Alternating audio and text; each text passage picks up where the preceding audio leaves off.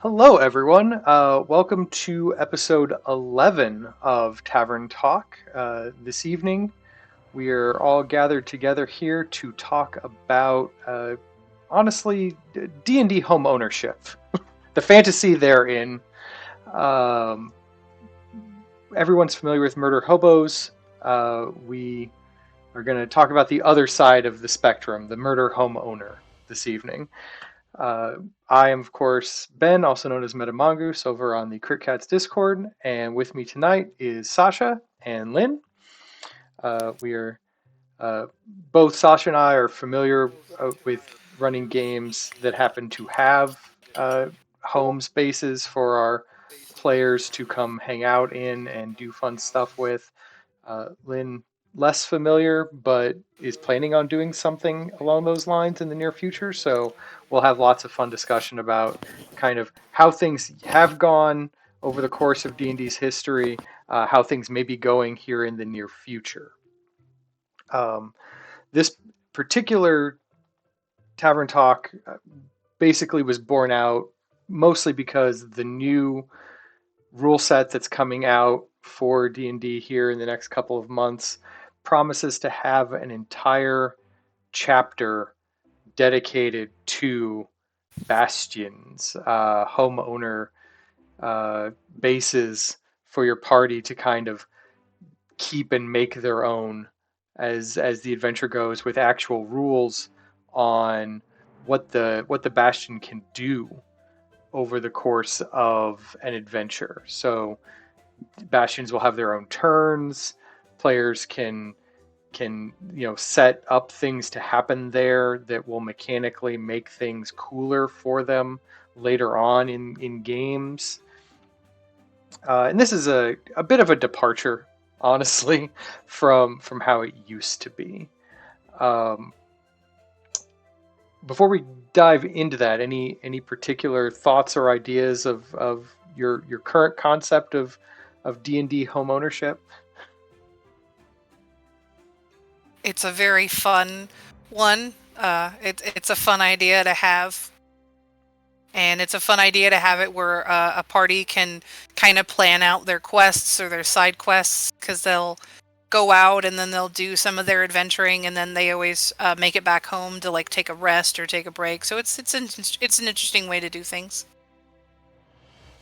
Um, for me, is kind of something we talked about before the stream started. Uh, the there's been a lot of uh, people have warmed up a lot more to like the idea of like owning a base or managing it. Of course, like popular games like Sims, Animal Crossing, things like that are of course very popular. And yeah, it just seems like a really neat idea. I really like the idea a lot. Hmm. And you are right. When we were talking about it earlier, we were discussing how people have warmed up to the idea.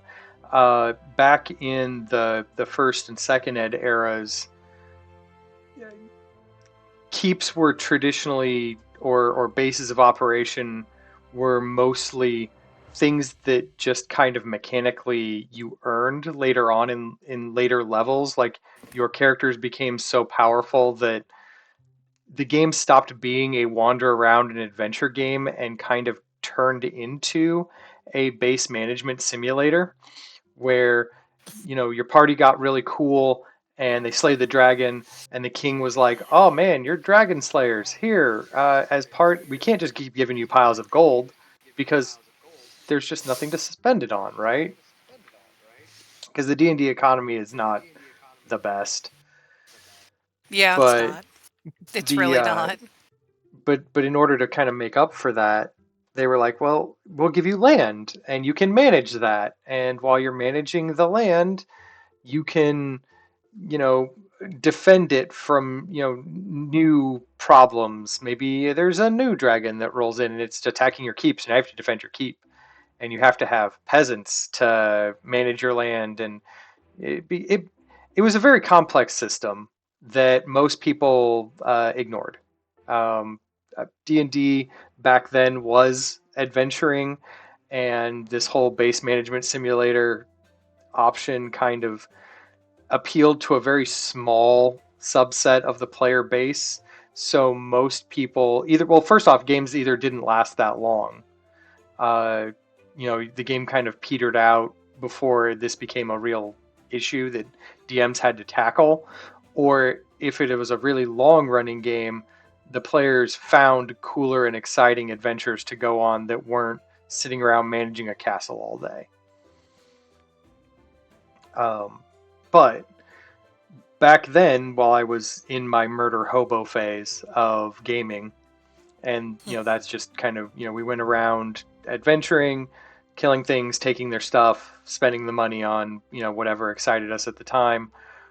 One of the adventures that I ran across in a dungeon magazine back, it was near the tail end of the second edition era. So this tells you about how long I got to play D&D before this even became something that I knew was a thing. It was a Dungeon 79, the March April 2000 edition, and like I said, this is at the very last gasps of second edition time of the D&D timeline, and there was a adventure called Keep for Sale, and I was reading through it, and I will here bring it up for you. It was very interesting. I'd never seen a kind of idea where this was even an available option. Like, we'd always just wandered around killing things, and the premise of this adventure was that the party would run across like a dwarf in town, and he would try to sell them a deed to a keep, but it would be stupidly expensive, like 1,000 gold, and the party wouldn't be high enough level to have that kind of money. And he was like, well, I do really want to sell it. I'll sell you a map, and you can go there and look at it and tell me what you think, and then come back, and if you want to buy it, great, and if you don't, that's fine too. And this was a scam. He did in fact own the keep, or at least arguably owned the keep. The backstory on it was like the dwarf's father, grandfather a long time ago, got willed it by like his master a long time ago, and kind of tried to manage it, did a shit job, and the keep kind of fell into disrepair, and now this dwarf down the line has the deed, but has never been to the keep. The family moved out before, and he's just never been there, but he has this deed to it, and so he keeps sending adventurer. He makes money on a monthly basis selling maps to the keep for 100 gold or whatever as like a down payment, and then the party that goes off to go look at it never comes back. And so he just, that's his rent money for the month. Keeps him busy for a month. That does definitely. That's pretty efficient. Really. And they never come back because the keep is obviously infested with monsters. Yes. So the party, takes the dwarf up on the adventure, because that's the whole point. They go out there, they run into some monsters. In this adventure, the keep is got several groups of monsters that are hanging out in it. There's like a little goblin warband with an ogre and like a little Kenku advisor that has recently moved in to like the outer ring. And then there's the inner tower that is home to a pack of sea wolves, which are basically like aquatic werewolves, I guess.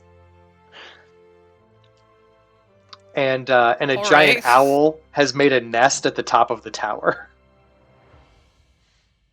I can understand the giant owl. But the party can basically either clear out a chunk of the keep or make friends with like the sea wolves or something, and drive out the giant owl or whatever. And there's enough treasure to be had there that arguably they could go back to town and be like, we now have enough treasure to buy your keep. And the dwarf doesn't like that, but the party can make him sell the keep because he promised. And then, but at the end of the adventure, it's like, so We made it. either We had a deal. right. So, but at the end of the adventure is like, and the party can have the keep. And I was like, wait, what? The party can have the keep? Uh, and then there's like an entire page and a half after that that's like post adventure. If the party decides to, hold on to the keep, it needs fixed up. Obviously, like one whole corner of the wall's missing. The roof in the top of the tower is caved in, and there's a giant owl nest there. They need to clean up. The front gate probably needs replaced because the ogre smashed it in when the goblins moved in. Mm-hmm.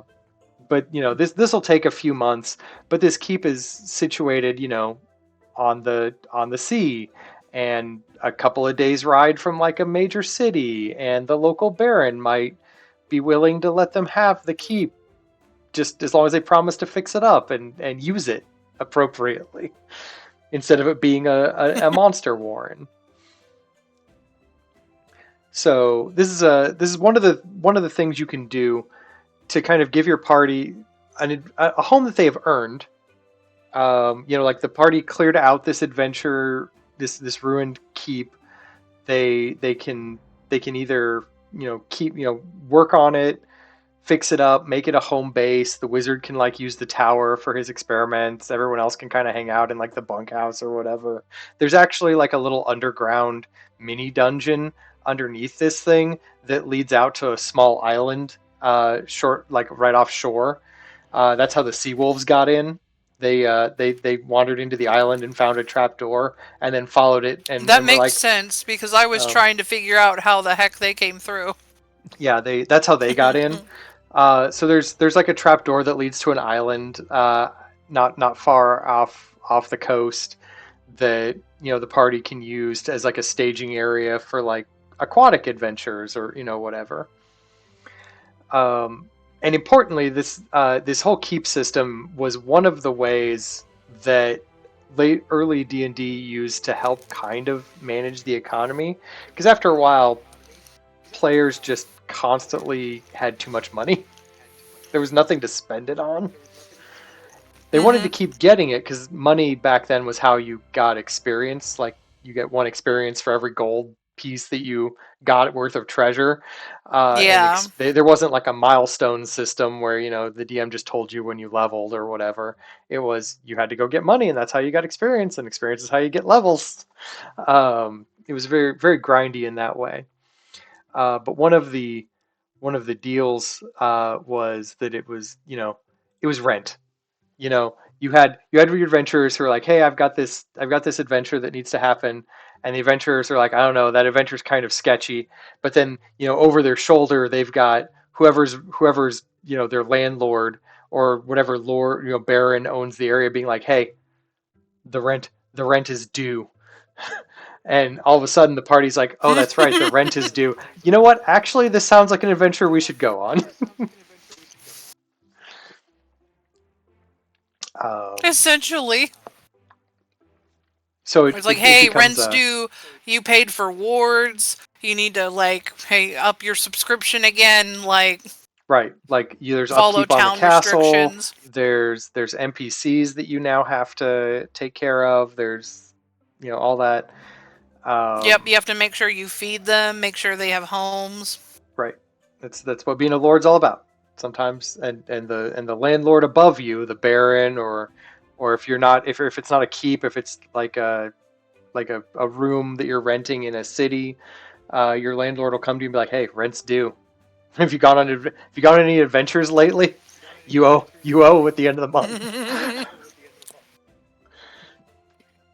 So just curious, you mentioned money is how you like gained experience. Is it like a cumulative, like how much gold you've earned like through the entire campaign, or is it just N- how much money you no, have is how much like experience? it's kind of liquid. It's money coming in.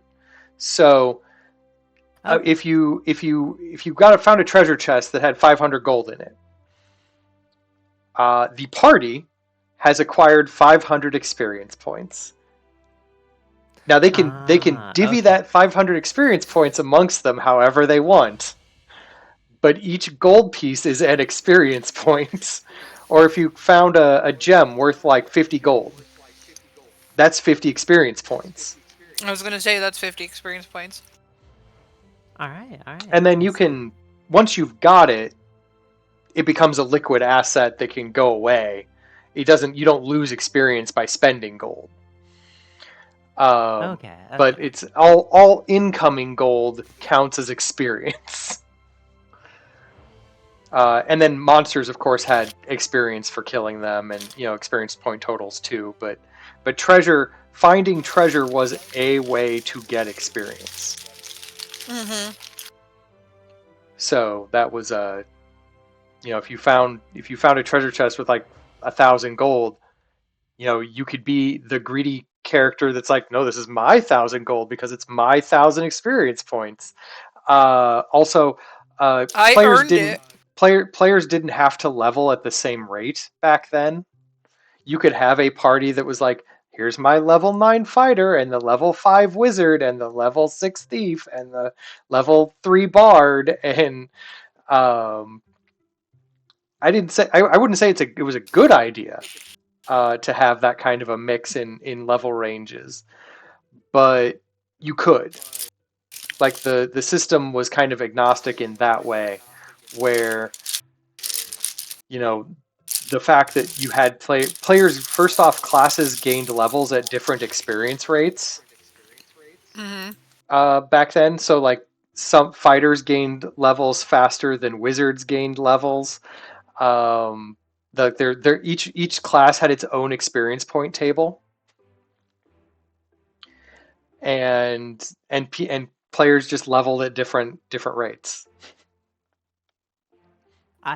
I kind of see where they were going with this, but this sounds like a lot of numbers to manage.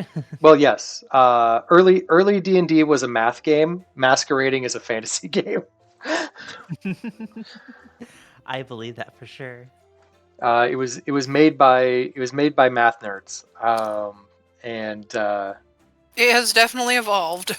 mostly as an extension of uh, tabletop simulator, like wargaming. Like that was D&D's like beginning. It was based off of the dungeon crawly tabletop war games that Gary Gygax and his friends got together and was like, it'd be really cool if we told fun stories about our characters and gave them personalities. Ah, And okay. because the early war games were books and books of tables upon tables upon tables, and percentages and dice rolls, that's kind of what early D&D became, or as it was generated, because it's what they knew.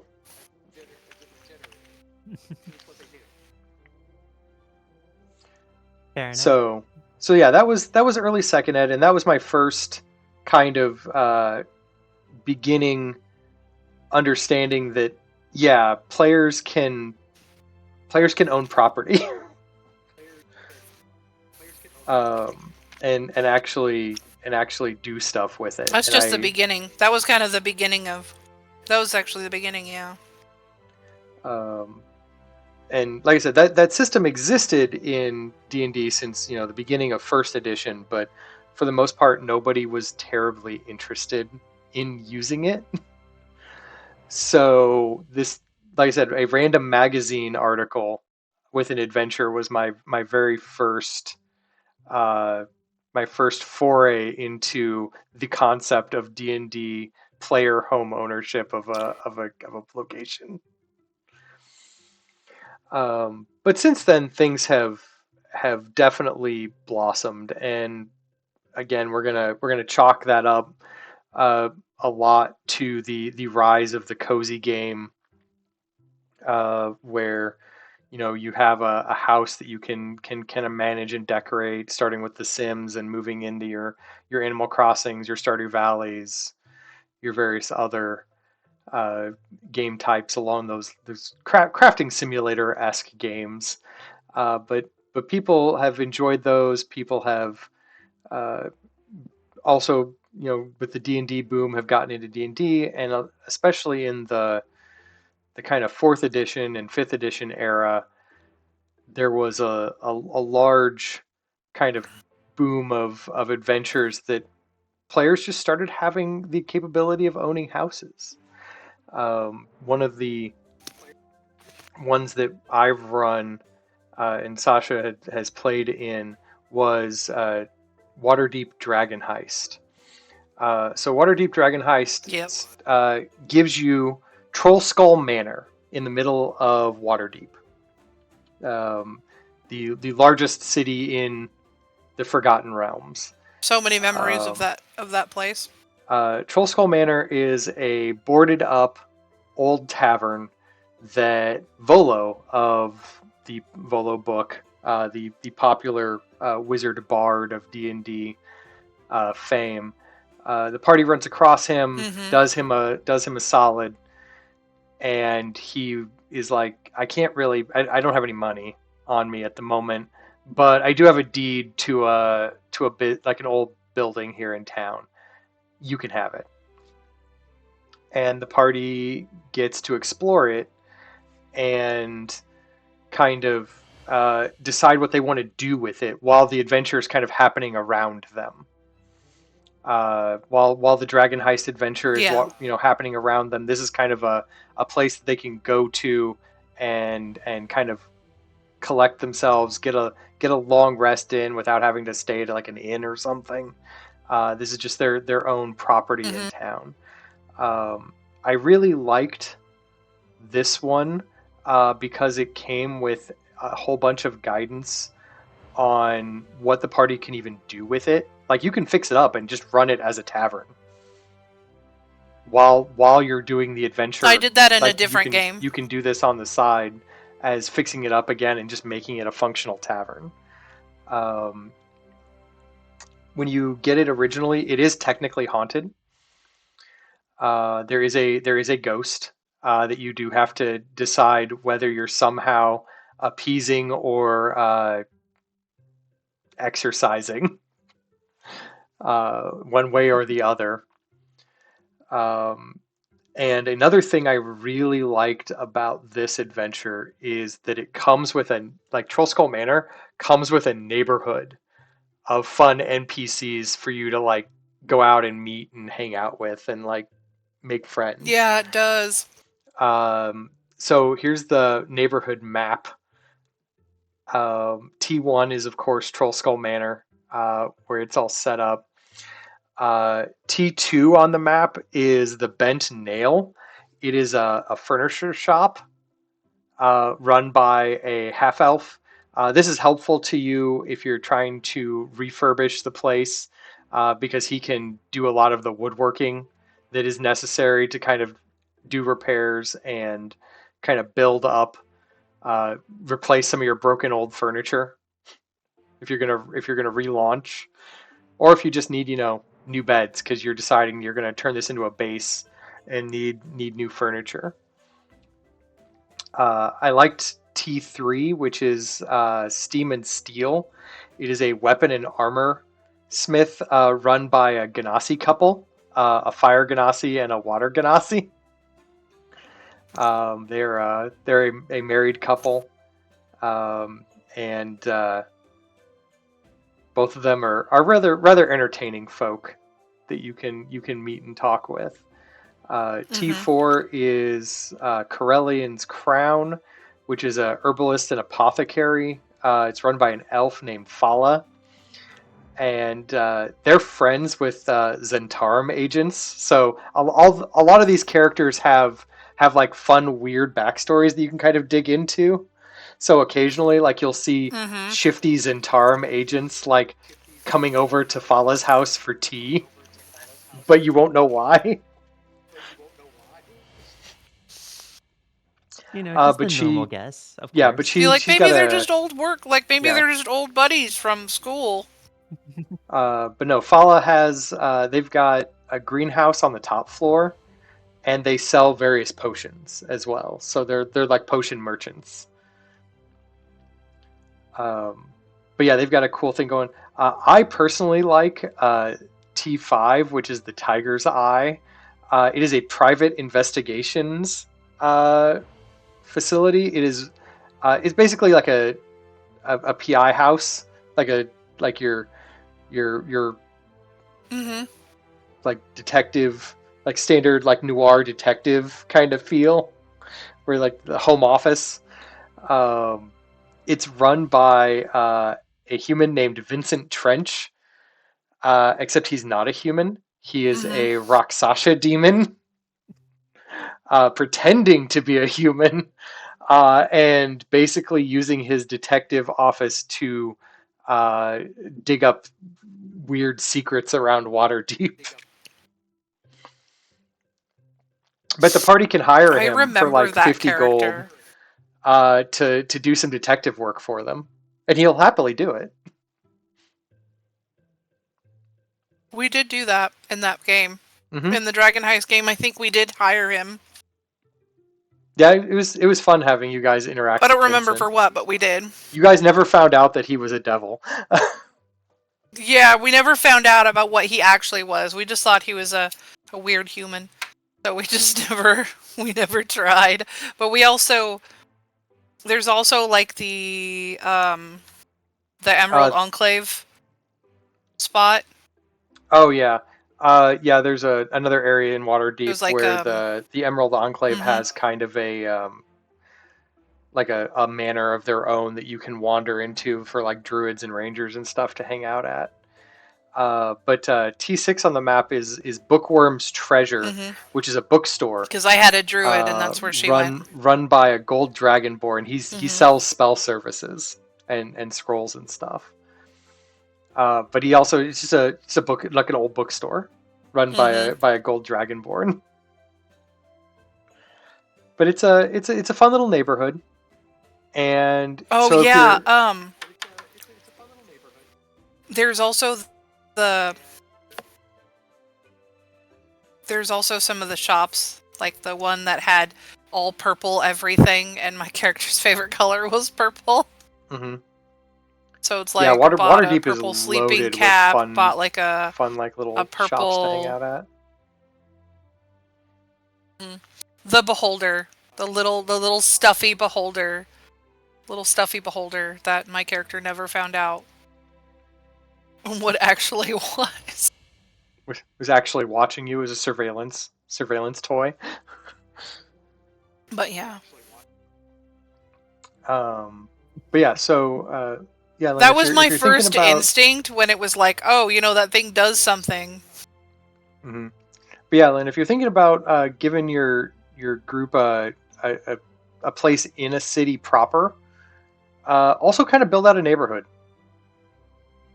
just a little bit, like just some things that a party would normally go to, and then give them some NPCs to kind of interact with and get to know, because then those NPCs can become like reasons for them, like if the NPC has a problem, they can go to the party to help solve it. Or maybe the NPC has like a weird dark secret, like one of them's a devil, or something, or they have shady guests on occasion, and it's the rumor mill that goes around the neighborhood. Or maybe there's just an overbearing homeowners association lady who constantly wanders around and harps on the party for not mowing the grass.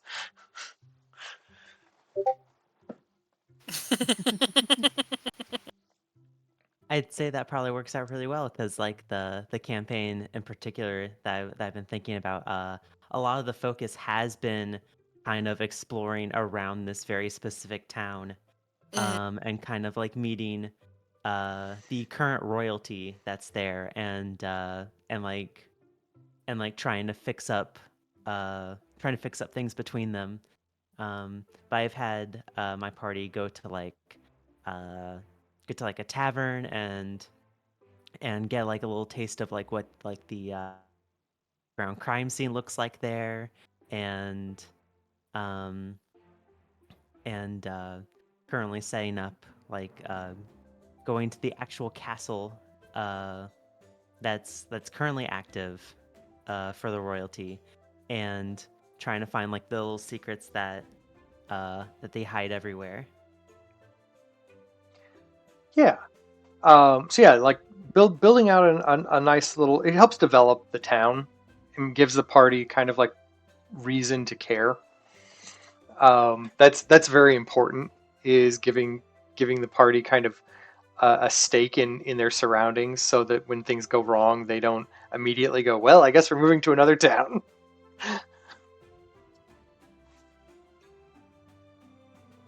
Yep. So, but yeah, so that's like I said. This I liked the Waterdeep adventure. It was a very good uh, introduction to the concept of a home base that the party can hang out at and do stuff at without kind of being stuck, trying to go from tavern to tavern, inn to inn, or like sleep out in the local park or along in an alley somewhere. Uh, but one of the adventures that our stream group is currently doing right now is Keep on the Borderlands, which is an older. I mean, they tend to redo it almost every edition. I am honestly shocked that it hasn't been done in fifth edition yet, considering the current life cycle of fifth edition. Um, Really? it's an old, you know, first and second edition adventure. They did it, of course, in third edition. Uh, in fourth edition, they did something different with it, because the Keep on the Borderlands is technically in the Forgotten Realms, I believe, and because Forgotten Realms wasn't a setting in Hmm. fourth edition, that it wasn't their home setting. They did what they called the Chaos Scar, which was it turns out I had Yeah. completely blanked on the fact that the Chaos Scar adventure line was essentially the Keep on the Borderlands, but they just changed out the monsters and the encounters to be Far Realm themed. Um, so the way the Keep on the Borderlands works is the party, up to this point, at least in the playthrough that the group's already gone for to kind of keep spoilers to a minimum, they go to this area where there's a keep. It is on the Borderlands, as the adventure is called. There is some caves nearby, and the caves are full of random monsters. There's uh, some orcs living in some caves, some goblins living in some caves, some kobolds living in some caves, some other. It's really just a giant Hmm. monster apartment complex if you think about it that way. Like, um, they're just caves everywhere. But but the party kind of gets in the keep, makes some friends at a tavern, and can eventually like get some room and board there until they get their feet underneath them, and then they can eventually like rent a house in the keep area, because the keep, I believe I have a map of it here. Um, the keep grounds has a small, like, less than 10 building, maybe more than 10 building, but yeah, a small kind of area that it protects, that the party can meet some people in, do some fun adventures in, do you know get a rent a house, um, and kind of make their home base here, Hmm. and then every couple of days or whatever, get up, go to the adventure board, see what needs doing, or just go into the caves and beat up whatever they find that lives there. Yeah.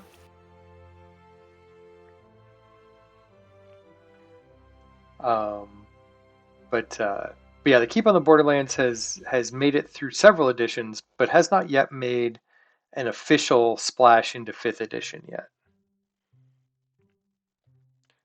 But if you don't want to give your party control of like an entire keep, but want to, That's interesting that they haven't, if they've done it through every other ones.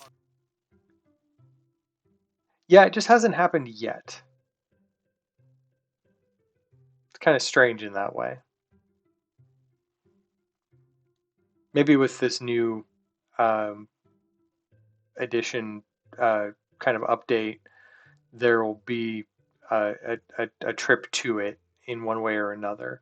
I know that our DM that's running it here on the stream, Ken has made a fifth edition version that he's running. He kind of converted everything over. So I'm kind of excited to see how that goes.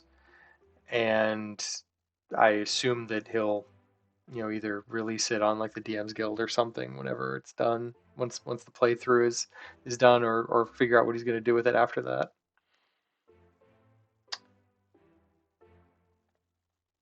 But yeah, so that's one way you Right. can do it. Is kind of, instead of giving them the whole keep, or even a town, or like a townhouse in a large city, you can kind of make it a home base on the edge of adventure.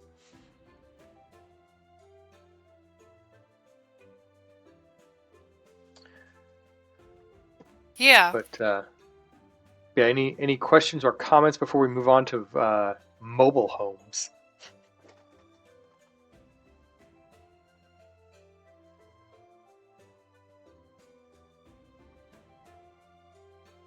Actually have in my campaign that I run at the local gaming shop I'm around. Um, I actually kind of unintentionally gave my party a technical home base. I have my own like homebrew world, and I have a giant homebrew city, and they stumbled across a mansion that they needed to go to for story purposes, and they ended up just going, you know what? This is our house now. I was like, well, that's not what I was intending on, but I'm just going to roll with it because I'm giving them different plot hooks and side quests and just story quests all together for them to be staying like away from their home so they can't utilize it very frequently. Because where they need to go is stuff that are like on other sides of the continent and other cities and towns that are much farther away. But yeah, it's been an interesting one. And that's been a fun thing to kind of accidentally implement to my party.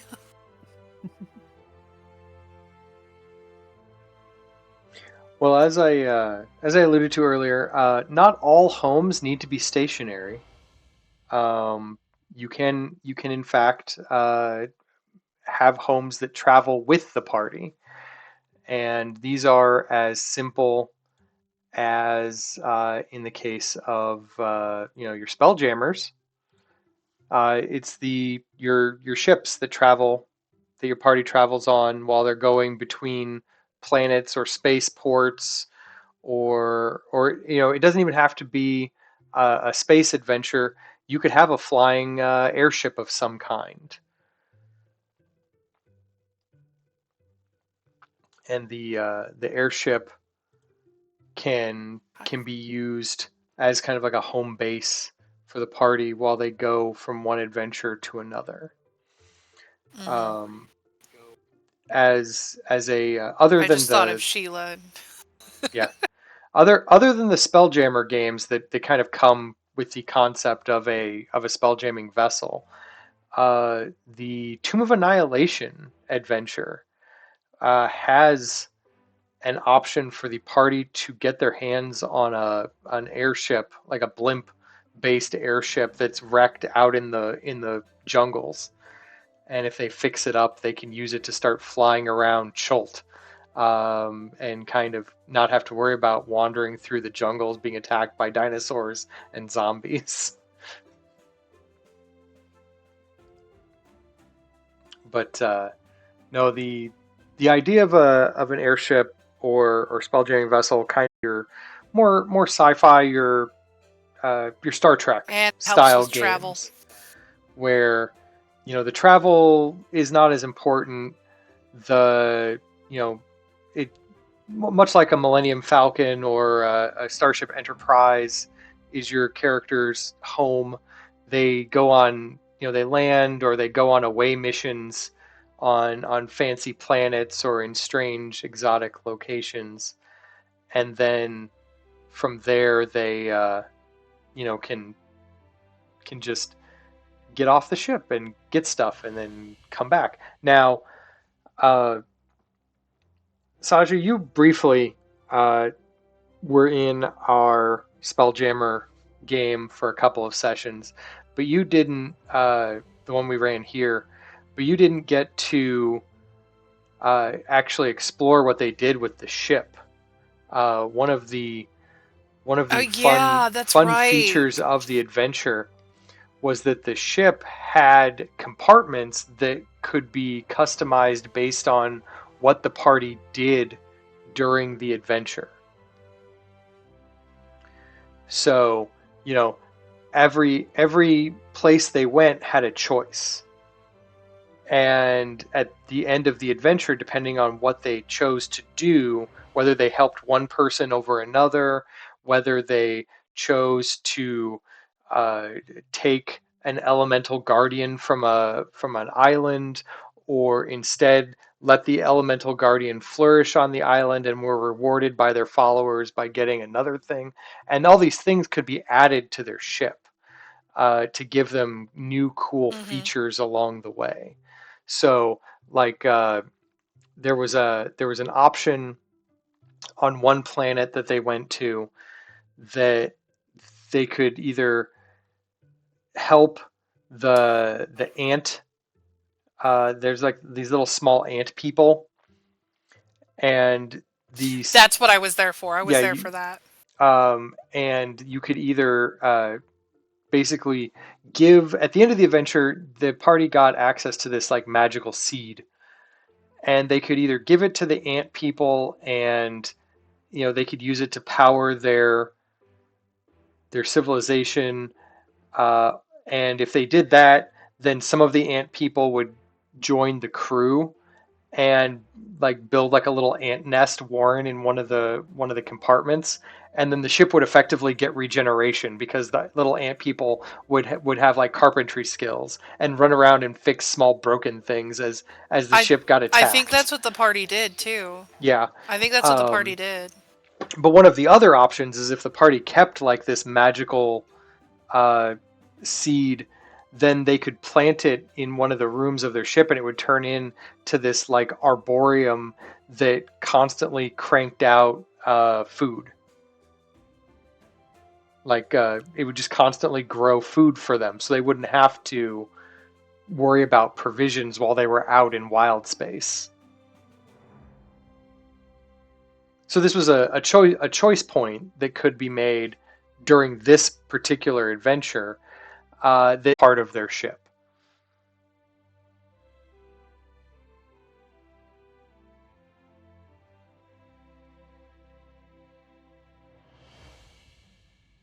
Right.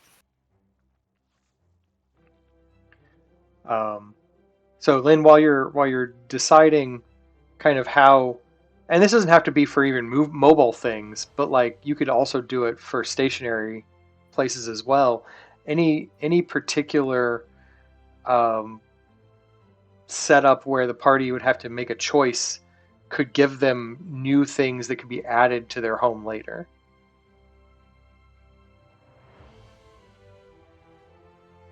Yeah, that is definitely something to think about. I got some. um, I I didn't kind of. I didn't really consider that um, as like kind of like a split tree like way of like improving the base. Hmm. Yeah, like you can like if the party runs across competing factions, in the city or around the area. Maybe one faction whatever faction they side with gifts them something that can help out their base. Like maybe if they help out like some coven of witches or something against some monsters that are bothering them, they get given like a giant cauldron that they can use to once per day brew a potion of some kind. Like you could have a random chart or table or something, but like that Mm-hmm. that cauldron could make a random potion that's good for 24 hours. But they can't carry it around with them, so they have to leave it back at home or something along those lines. Oh, But they can't carry it around with them, so they have to leave it back at home. yeah, of course. Mm-hmm. So that's but these are choices that you can kind of build into your adventure to kind of help personalize their home and give them kind of reminders about things that they have done over the course of the entire adventure. Almost like a trophy kind of setup, but the trophies actually do things.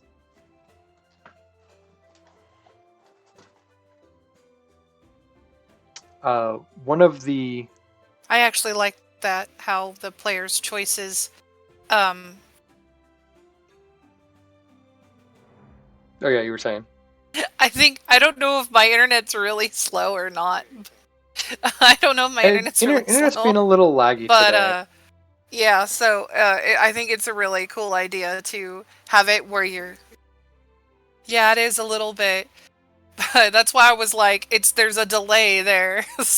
But yeah, I think it's a great idea to have it where the players' choices and what they decide to do with some of their like adventures and how they can implement it into their technical like moving home and kind of take care of it or accidentally destroy it by some of their choices that they make.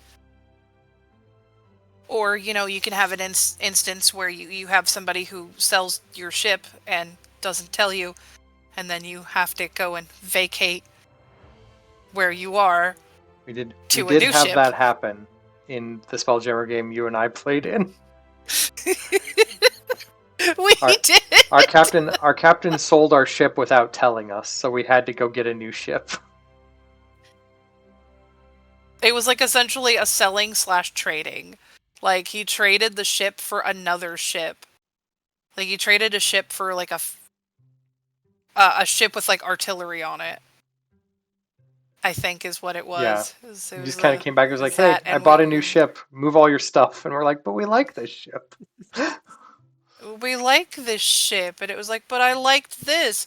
I was sad my character is going to become an artificer, and then she exploded later Yeah, on. these things happen. I still wish I could have accomplished what I did with Um, where the ship had crashed and then it was fun, which is also a risk for people with mobile homes. With the possibility of it getting destroyed from someone not parking it properly. that is sometimes a problem.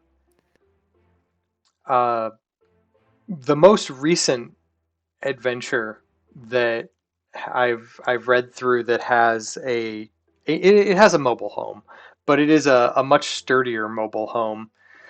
Is the Planescape adventure, Turn of Fortune's Wheel that we're running right now at our local game shop, and Sasha, you're playing in it.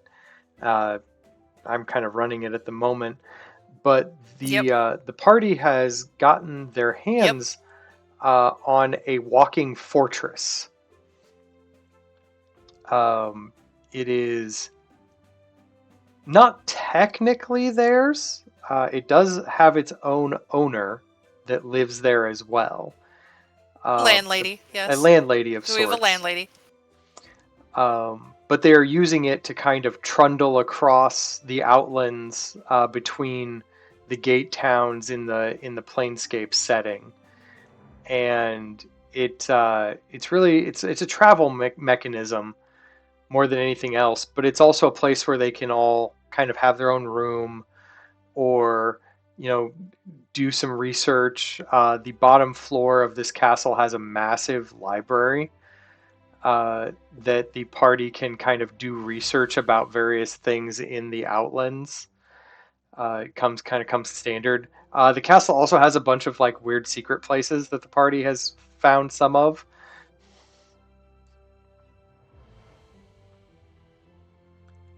But yeah, don't Yeah. just just because it's mobile Yep. doesn't mean it has to be That's small. all. It That's can be a also. castle. Huh? Said just because it's mobile doesn't mean it has to be small. It can be a castle. It was it. It was actually fun to. It's been fun to play in that one, but it also makes sense to have that wandering castle because then we're going to gate towns, and it's like go to a town, go back, go to a town, go back, and kind of have that traveling in between. And then we had some NPCs also hop on board. Poor latte.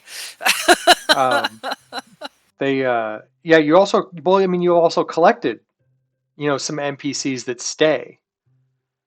Latte, of course, being one of them. It's a modern that makes coffee. Adorable. So little robot makes coffee for them. Very friendly. Aw. Was very sad when we had the beefy lizard folk frog and whatever people who were all about physical stuff, and they made protein drinks every day. So poor latte had to deal with very gritty protein drinks in their coffees and teas. He was a sad robot for a while.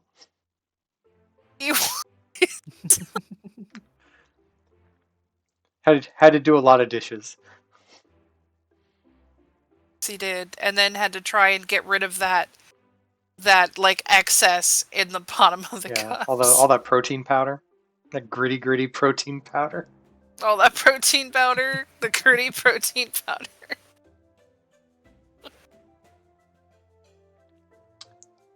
But yeah, And so barista robot. you know, fantastical elements abound. You can have a giant walking castle. It's no big deal. These are things that happen in D&D.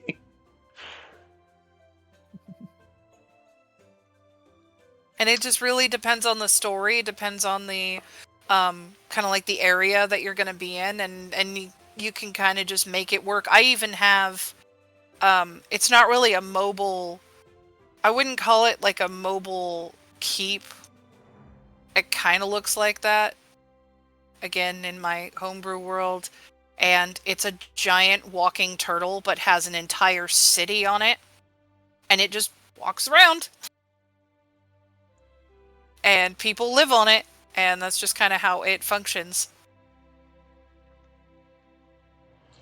Yeah. So does this has this given you some ideas, Lynn, on how to incorporate uh, various options for home ownership into your game?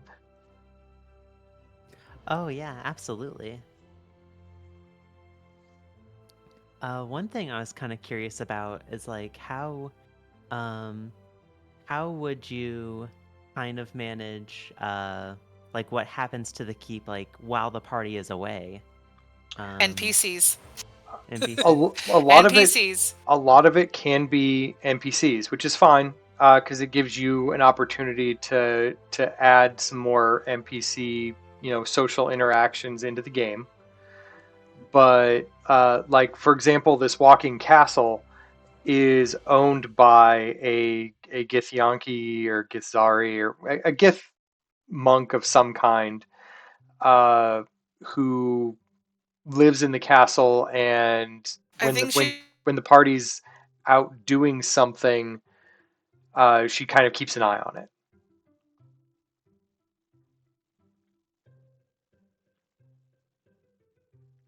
Or when the uh, for like the Troll Skull Manor, there were some NPCs that not only kept an eye on it, but the party also had like a collection of children that lived in it for some time.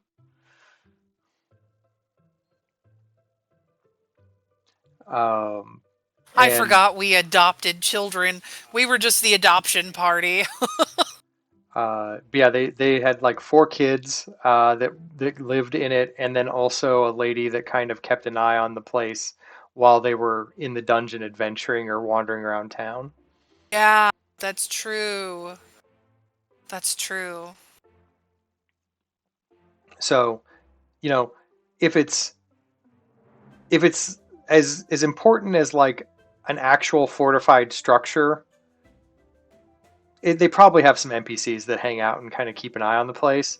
If it's as simple as like a townhouse in the middle of like a large city, I mean that's what the city guard's for. No one's breaking into their house without reason.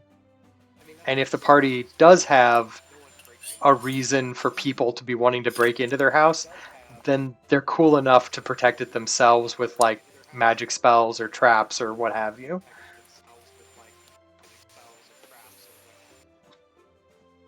Fair enough. Um, Yeah. but but That's kind of worrying about a what my party break-in did. should not be a primary fear early on.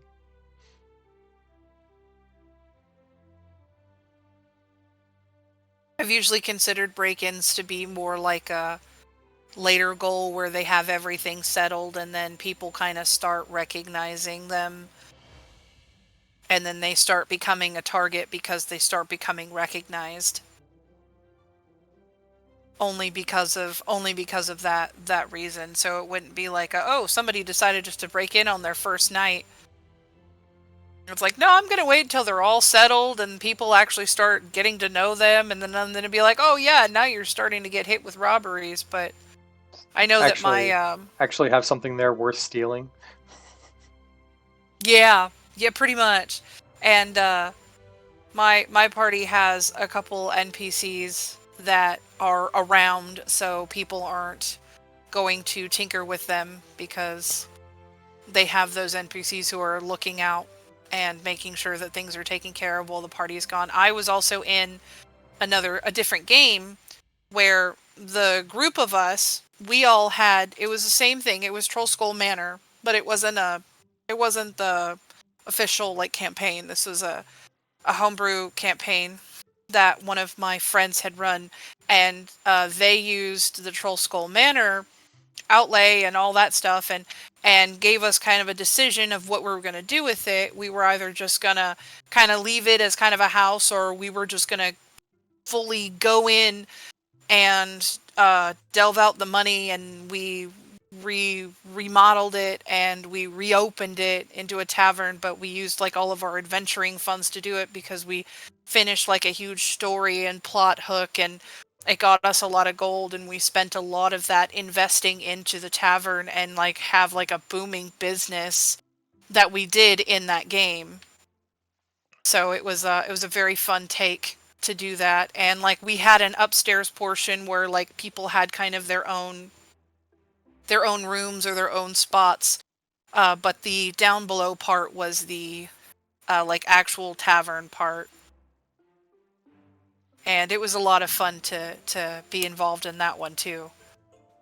Because the first time I did it, I don't think we really did too much with Troll Skull Manor. And then the second one, we just went all out. Well, the first pass through when we played, you guys were well. The group as a whole was mostly attempting to turn it into a base of operations for like an out of town like a franchise A for a mercenary faction. unit. Yeah, Um, yeah. and you were living there as They well, wanted it to be their own faction. right?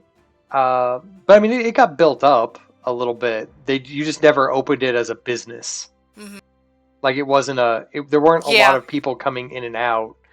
It my was a my it was a trophy room establishment more than anything else.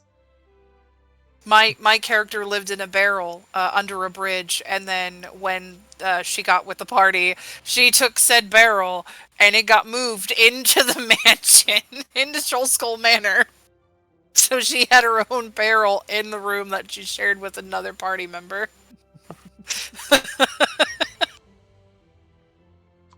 And Yeah, that was a fun experience. but it I'm lets like, all right, this it is lets the officially our players home kind of now. We're gonna do whatever. But yeah, we didn't turn it into a business.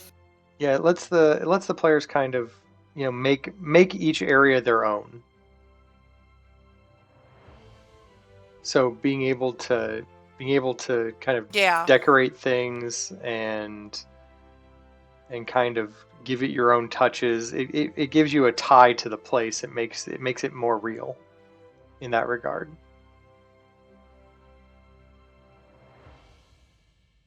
And I feel like it adds a different element to the game, and it kind of adds a different foundation to the characters.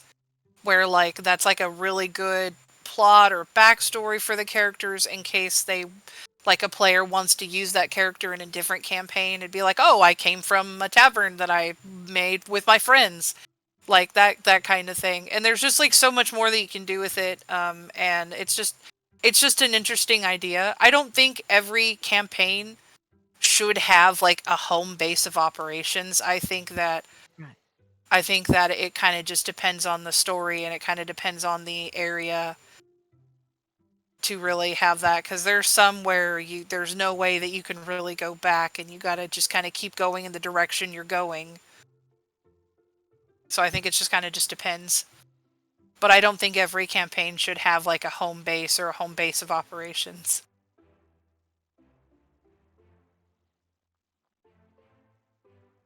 Yeah. Any other questions?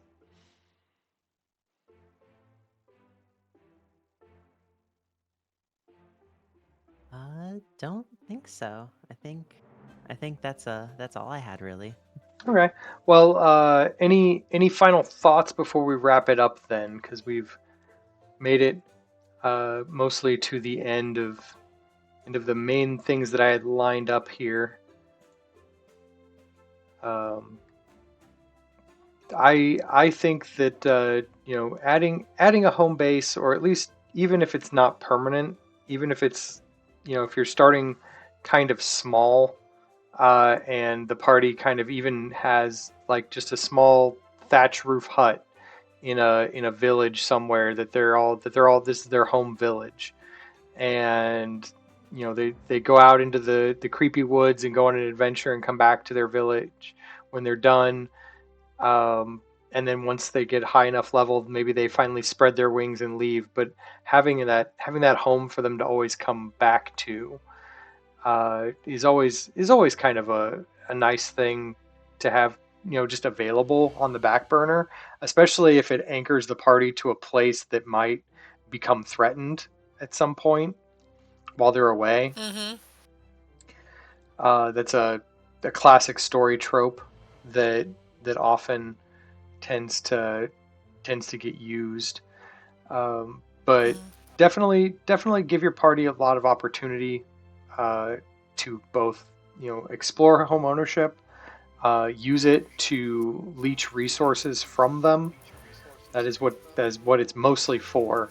But also to kind of deepen fun role playing encounters with NPCs that maybe the party wouldn't normally have crossed paths with, or stuck or kept crossing paths with.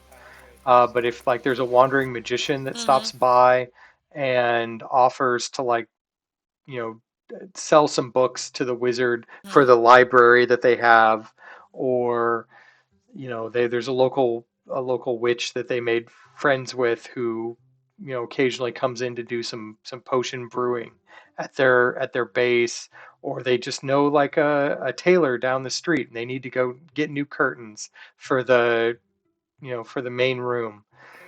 This could all be interesting social encounters that don't traditionally come up.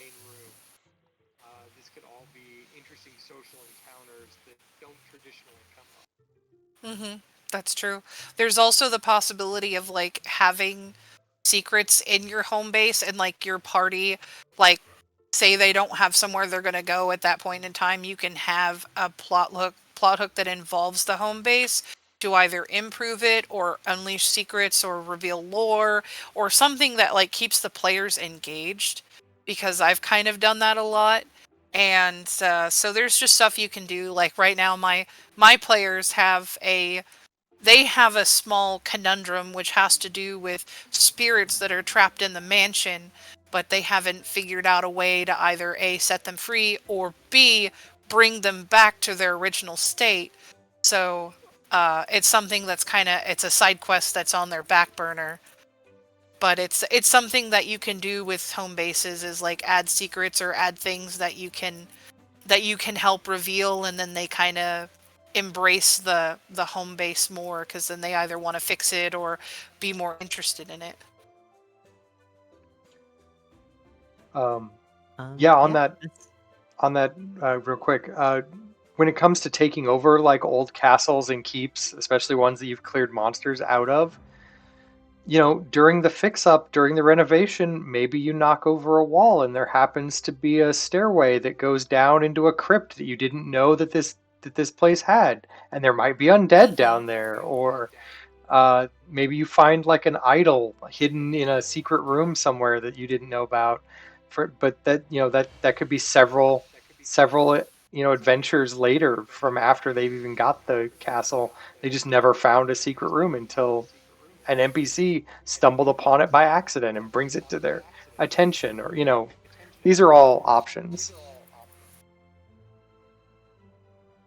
Yeah, this is definitely giving me a lot of ideas on like what I want to do with my campaign. And yeah, this was really cool. It seems like bases are like kind of can be like kind of a different direction that you can take for your campaign, and have just kind of more ways to kind of expand on the on like the regions and towns that you were already building.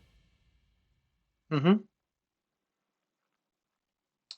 But yeah, so with that, I guess we'll wrap this one up. Like I said, we had a pretty good discussion about all the different ways you can use what will eventually be known as bastions in the new book. I am excited to see the updated rules, to see how uh, the developers and designers have decided to kind of give us features and fun things for a home base to do during the Mm-hmm. adventure, to help kind of the party along the way.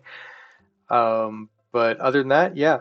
Uh, Thanks for hanging out with us this evening. If you're watching this uh, later on YouTube when we post it up there, feel free to, you know, like and or subscribe, as they say. If you want to hang out with us on our Discord channel, the link will be in the description below. Uh, we love talking about D&D stuff, so definitely feel free at any time to swing by and say hi. Other than that, we have various social medias: your Instagrams, your Twitters, your I don't know, TikToks. I guess I'm not really in charge of our social media teams, so but I know we have them. They're, I'm sure, fun and exciting. But other than that, definitely, if you have possibly an opportunity to throw a subscription our way here on Twitch, or if you have an Amazon or Twitch Prime subscription that you're not using, all of that can go to helping us develop more and cooler content. Our most recent adventure series that we're doing right now, Keep on the Borderlands, has used some of those funds to buy some custom music. So we're upping our production value one little step at a time, and making ourselves even cooler as we go. So Baby if steps. uh, if you like what we do and would like to see more of it, feel free to let us know. Either comment or just let us know one way or the other. And other than that, thanks for hanging out with us this evening. And we'll see you at our. We tend to do these about the third Tuesday of every month. So we'll see you again next month for this. But failing that, every Monday for the going future will be Keep on the Borderlands with our adventure crew that are doing it. And they're up to, I think, episode 3 right now, and they are having a ball. So I will talk to you all later. Thanks for hanging out with us. Bye. Bye. See ya.